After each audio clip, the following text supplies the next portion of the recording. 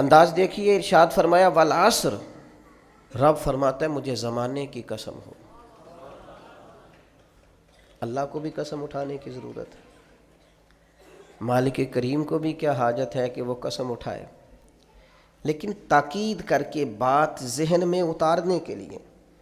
انسان کا مزاج ہوتا ہے نا، جس بات پہ قسم اٹھائی جائے اس کو انسان سمجھتا ہے زیادہ پکی ہے، تو طبع انسانی کے مطابق بات کی، فرمایا والعصر، زمانے کی قسم ہو۔ انسان کو پیدا کرنے والا رب قسم اٹھا کے انسان کی ایک بات کرتا ہے، والعصر، مجھے قسم ہو زمانے کی، ان الانسان لفی خسر، انسان کو پیدا کرنے والا رب فرماتا ہے بے شک انسان خسارے میں، گھاٹے میں، نقصان میں۔ لوگ اس کو کہہ رہے ہیں بڑا سیٹ ہے، لوگ کہہ رہے ہیں بڑا کامیاب ہے، یہ بھی کہہ رہا ہے اللہ کا بڑا شکر ہے،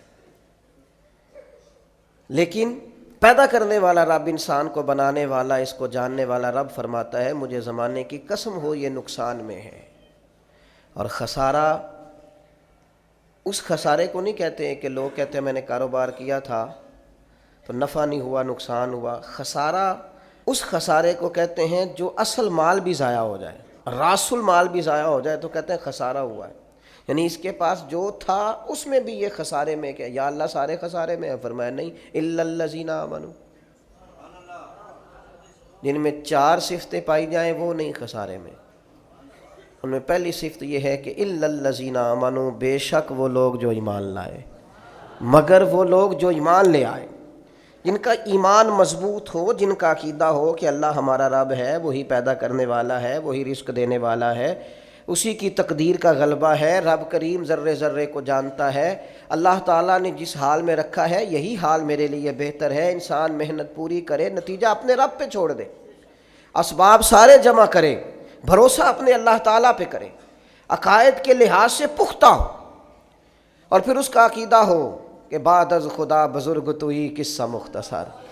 کائنات میں سب سے عرفہ والا، عظمتوں والے، شانوں والے، بلندیوں والے، رفتوں والے، کائنات کے امام، نبیوں کے امام، رسولوں کے امام، فرشتوں کے امام، محبوب مطلق اگر کوئی ہے تو جناب محمد رسول اللہ ہے صلی اللہ تعالی علیہ وسلم۔ سب سے اولا ہو اعلیٰ ہمارا نبی، سب سے بالا ہو اعلیٰ ہمارا نبی، اپنے مولا کا پیارا ہمارا نبی، اور دونوں عالم کا دھولا ہمارا نبی۔ نظریاتی پختگی حاصل ہو، عقائد پختہ ہو، ایمان میں عقائد پوری طرح داخل ہے، عقائد اہل سنت کا پابند ہو بندہ۔ پھر ایک اور بنیادی عقیدہ ہے، اسی ضمن میں سارے عقائد آ جاتے ہیں، فرشتوں پر بھی ایمان ہو، اللہ کے تمام انبیاء پر ایمان ہو، اچھی بری تقدیر پر ایمان ہو، لیکن ایک بنیادی عقیدہ جس کو عقیدہ آخرت کہا جاتا ہے، اس پر انسان کا ایمان ہونا بڑا ہی ضروری ہے۔ اگر آخرت پر ایمان کمزور ہو جائے تو دنیا میں جتنے بھی عمل ہم کرتے ہیں یہ سارے کمزور ہو جائیں۔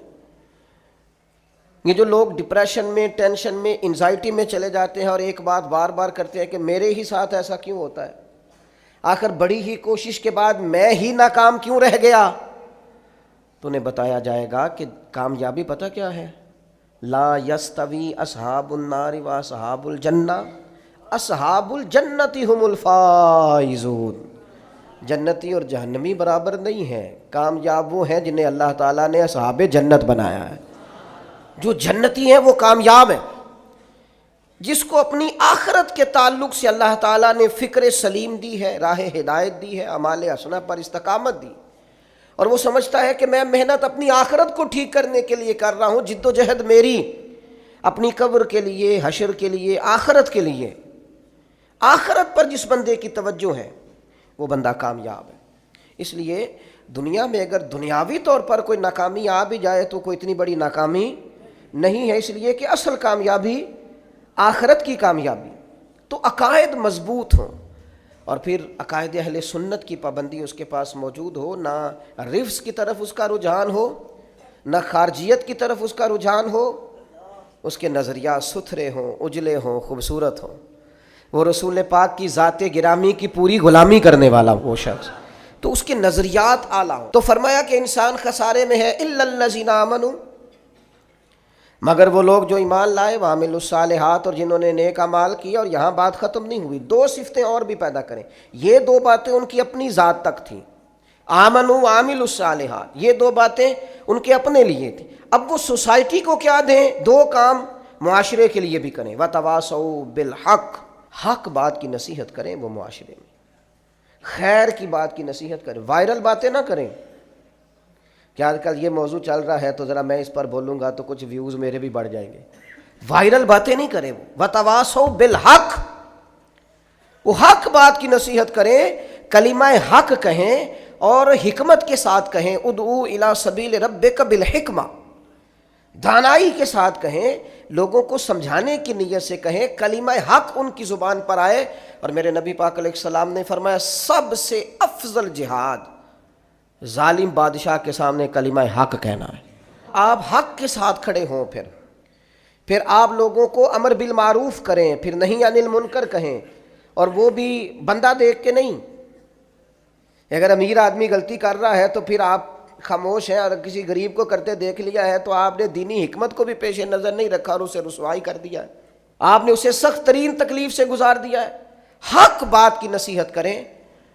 اور جو لوگ حق بات کہتے ہیں نا ان پر تکلیف بھی آتی ہے، تکلیف آتی ہی ہمیشہ حق کہنے والوں پر۔